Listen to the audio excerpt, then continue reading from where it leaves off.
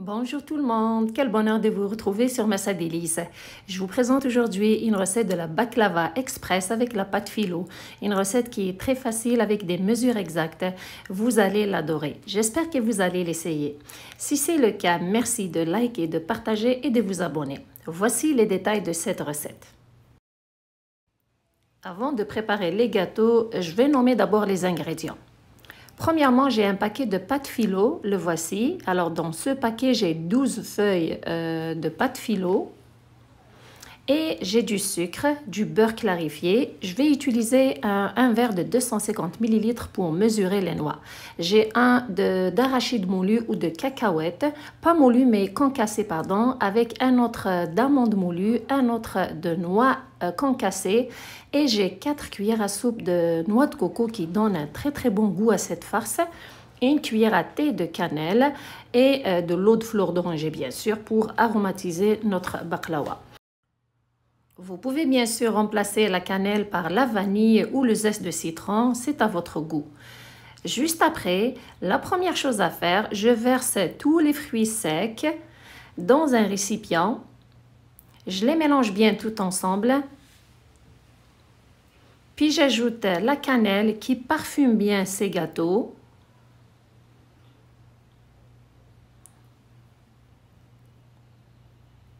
Puis j'ajoute 4 cuillères à soupe de sucre. Bien sûr que vous pouvez mettre plus ou moins. Le but c'est de donner un bon goût à ces fruits secs.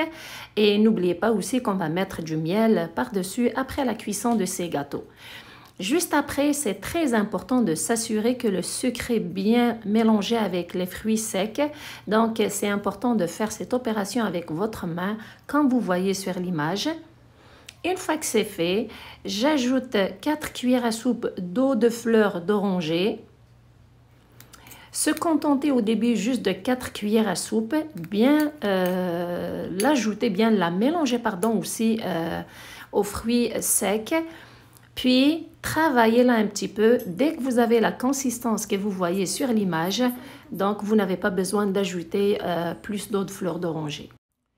Concernant la pâte phyllo, j'ai pris toutes les feuilles, je les ai mises dans un torchon, puis je les ai couvertes aussi de la moitié du torchon pour qu'elles ne sèchent pas.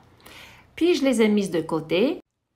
Voici le plat que je vais utiliser pour la cuisson de ma baklava.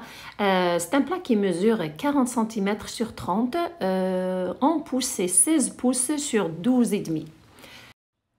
La première chose à faire, c'est de le badigeonner du beurre clarifié.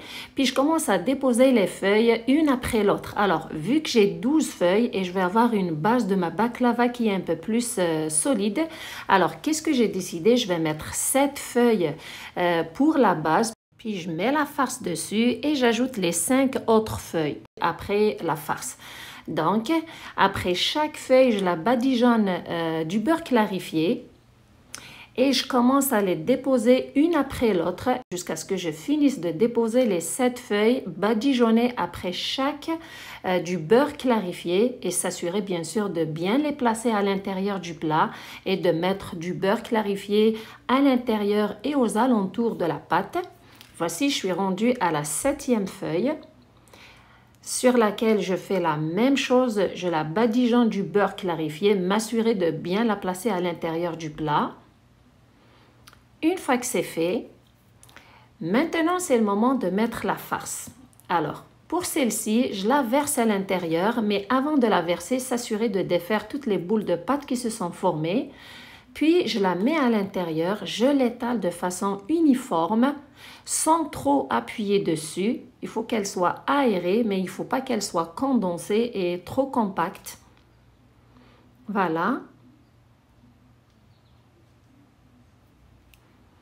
Une fois que c'est fait, je commence à mettre les 5 autres feuilles restantes.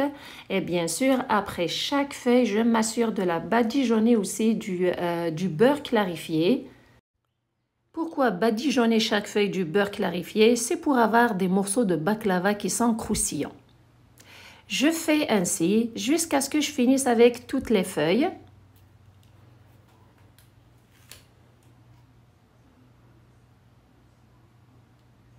Voici la dernière. que je m'assure aussi de bien étaler dessus et de l'ajuster à l'intérieur du plat. Surtout de ne pas oublier de la badigeonner du beurre clarifié. Rendu à cette étape, si vous voulez, vous pouvez enlever les contours de la pâte de votre gâteau baklava avant la cuisson ou les laisser et les enlever après la cuisson de votre gâteau. Voici des noix et des amandes que je vais utiliser pour décorer mes morceaux de gâteau. Voici la mesure que j'utilise pour couper les morceaux de baklava. Vous pouvez utiliser une règle quand vous pouvez utiliser vos doigts. Moi, je me suis servi de mes doigts. Après 3 doigts, donc mes morceaux de baklava vont avoir la mesure de 3 doigts. Donc, c'est une mesure qui est très facile et pratique. Vous pouvez l'utiliser, comme je vous ai dit, quand vous pouvez utiliser un autre moyen. Donc, je le fais des deux sens. Et bien sûr, il faut arriver jusqu'au fond du plat. C'est pas juste tracer dessus le gâteau, mais il faut couper jusqu'au fond du plat. Voilà. Une fois que tous les morceaux sont bien coupés, la prochaine étape, c'est déposer sur chaque gâteau ce que vous voulez utiliser comme décoration. Ça peut être des arachides ou des cacahuètes, ça peut être des amandes ou des noix, ce que vous avez sous la main. Alors moi, je vais déposer les noix et les amandes sur chaque morceau. Une chose très importante à faire avant juste de mettre le plat au four, c'est de le badigeonner encore une dernière fois avec du beurre clarifié pour que ça soit bien doré et pour que les morceaux de baklava soient croustillants. Une fois que c'est fait, mon four est allumé à 150 degrés Celsius ou 300 degrés Fahrenheit. Je mets le gâteau au four et je le fais cuire jusqu'à ce que notre baklava soit bien doré, entre 20 à 30 minutes. Après sa cuisson, voici notre gâteau. Il est prêt, bien doré. Et directement, je verse dessus du miel froid. Alors, le gâteau est chaud, le miel est froid, du miel pur sans le diluer avec un peu d'eau de fleur d'oranger. Il faut qu'il soit pur pour avoir le côté croustillant de ces baklava. Donc, je m'assure de mettre du miel partout. Alors, j'ai mis environ 1 kg de miel pour cette quantité que j'ai préparée. Je m'assure de bien l'imbiber avec du miel.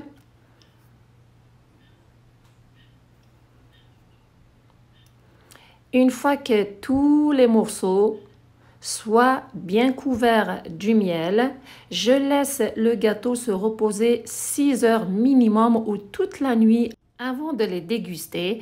Et surtout, vous pouvez les laisser au frais ou dans un endroit bien aéré. Pas besoin, vous n'êtes pas obligé de les mettre au frais pendant tout ce temps. Une fois que le gâteau est bien imbibé du miel, je le laisse se reposer.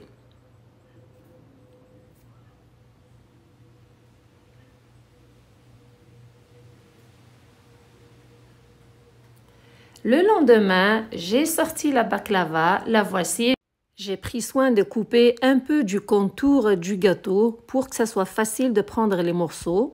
Vu que les morceaux sont déjà pré-coupés, donc on a juste à les servir.